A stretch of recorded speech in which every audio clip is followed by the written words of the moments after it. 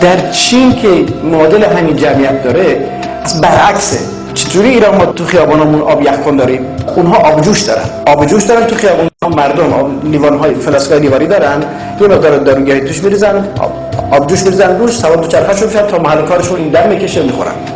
اصلا آب یخ در اختیار مردم نیست. یکی از جمعیت‌های بزرگ بیماری که ما در ایران داریم کبد چرب که کلیگویی میکنن پزشکا میگن زیر مجموعه سبک زندگی غلط است، لایف استایل. این سبک زندگی یعنی چی؟ ریز بکنین آب یخ بین غذاست که کبد چرب درست میکنه. مکانیسمش هم همینه، ساده. ببینید شما دستگاه بستری سازی قدیم دیده بودید؟ یه سطل توش شیر و شکر میریختن، دورش یخ میریختن، هی میچرخوندن، بعد رسوب میکردین. این شیر و شکر که اینجا مخلوط میکردن، اول چربی شیر که غلیظ‌تر است، سبکتر است، در جدار رسوب میکرد، سپس آب توی شیر رسوب میکرد. چرا؟ اینجا داخل گرمه، بیرون سرده.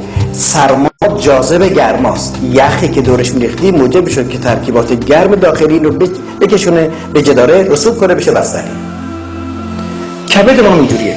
کبد طبعش گرمه، دومین ارگان گرم تو بدن بعد از قلب. خلط گرم درش محفظ. یکی از این مواد صفراست که عامل گذر خون بین رگ‌های ریز اندام انتهایی است. کنار کبد معده است. وقتی که غذا خوردیم، هضم در سر معده و قعر معده انجام شد، از طریق میزان رفت گذر کرد به کبد. حالا آب یخ میخوریم. این آب یخ که خوردیم فراخوان میکنه صفرای معلق موجود در کبد رو به جداره کبد. همینطوری فراخوان میکنه در طول 1 سال، 2 سال، 3 سال این لوبول ها رو پر میکنه، گرید 1، 2، 3. تمامی سونوگرافی های کبد چرب که میگیریم اون قسمتی از کبد درگیر هست که همسایه معده است، به قول بارسلون.